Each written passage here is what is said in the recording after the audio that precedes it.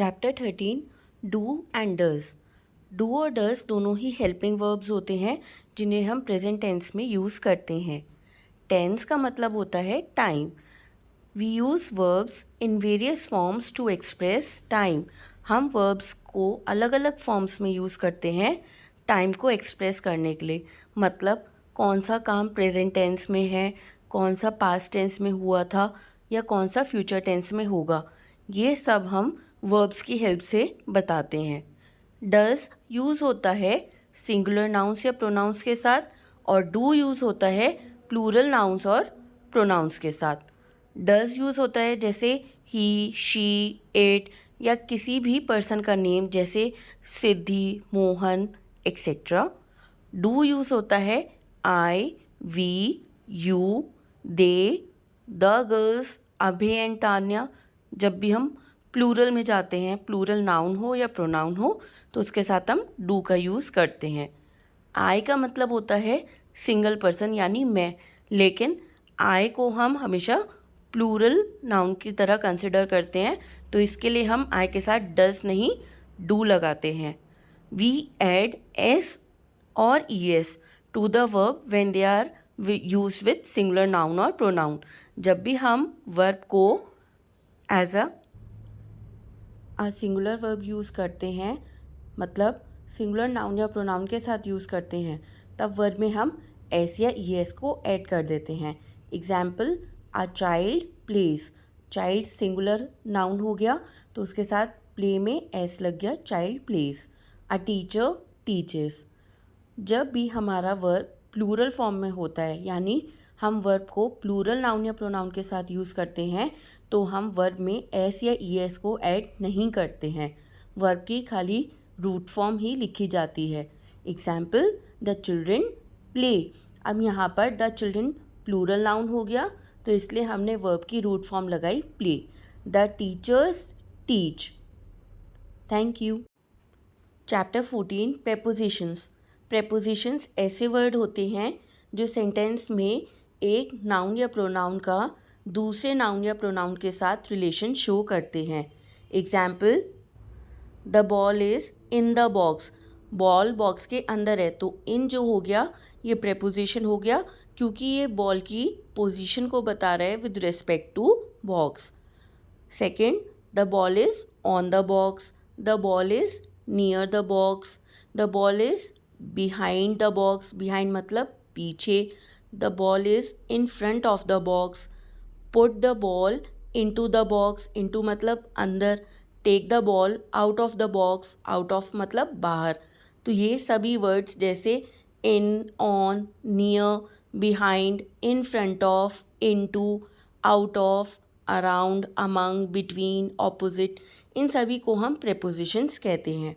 Prepositions अलग अलग type के होते हैं। सबसे पहला होता है preposition of time. Time preposition noun की पोजीशन बताता है with respect to time. In, month of the year, in October in 1885, या in morning, in the first half of the January. Second preposition of time में आएगा on. तो day हो गया जैसे ऑन संडे, डेट हो गया ऑन 23 जनवरी, या कोई स्पेसिफिक डे जैसे ऑन इंडिपेंडेंस डे। और थर्ड होता है एट। एट होता है जैसे टाइम में हम यूज़ करते हैं एट 7 o'clock, एट 12:30, या कोई एक डे का स्पेसिफिक टाइम की बात जब करते हैं जैसे एट नाइट या at the same time. Second आता है प्रेपोजिशन ऑफ प्लेस। इसमें सबसे पहला प्रेपोजिशन होगा इन। इन में होता है जैसे जब हम कोई डिफाइंड प्लेस की बात करते हैं विद फिजिकल और वर्चुअल बाउंड्री, जैसे in class, in car, in box, in school. On surface of something, जब कोई चीज़ किसी के सरफेस पे होती है, जैसे on the wall, on a page, on a table. तो ये प्लेस की बात कर रहा है कि नाउन की विद प्लेस क्या पोजीशन है। थर्ड होता है एट। तो ये हो गया बिल्कुल स्पेसिफिक प्लेस, जैसे एट रेलवे स्टेशन या एट द डोर। थर्ड आएगा प्रेपोजिशन ऑफ डायरेक्शन। सबसे पहले होता है इसमें इनटू। जब भी हम किसी एक स्पेसिफिक प्लेस में एंटर करते हैं, जैसे she jumped into the sea, I got into my car before it started raining. Second preposition होता है टूवर्ड्स। जब भी हम किसी स्पेसिफिक डायरेक्शन में जाते हैं तो हम टूवर्ड्स प्रेपोजिशन का यूज़ करते हैं। तो इसमें आएगा the line walk towards him, तो लाइन जो है एक पर्टिकुलर डायरेक्शन में जा रहा है उसकी तरफ। She is going towards the north, वो नॉर्थ की तरफ जा रही है। तो जब भी हम डायरेक्शन की बात करते हैं तो हम टूवर्ड्स प्रेपोजिशन को यूज़ करते हैं। फिर आएगा preposition of agent. Agent preposition में हम ये बताते हैं कि किसी चीज़ का होना किसी दूसरे के कॉज पर डिपेंड होता है।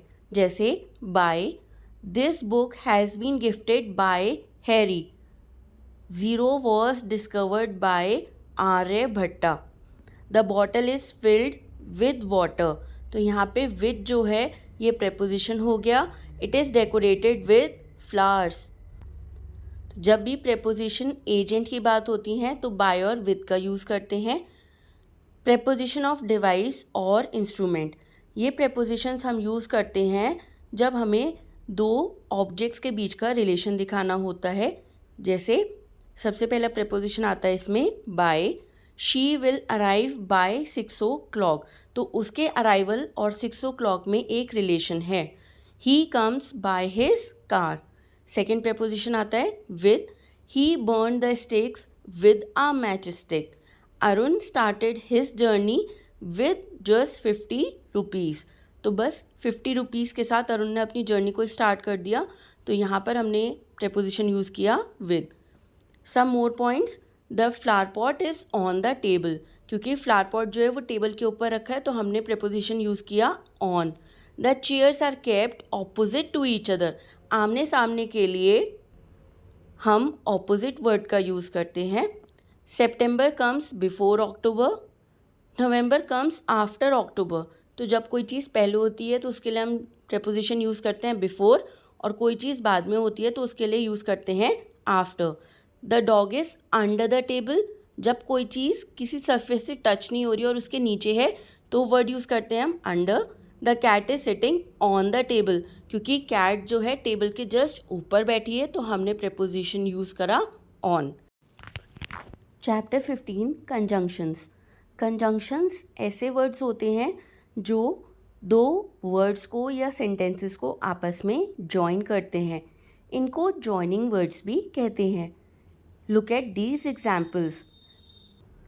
रिया and Puja are best friends. And ने दो सिमिलर थिंग्स और आइडियाज़ को जॉइन किया है यहाँ पर।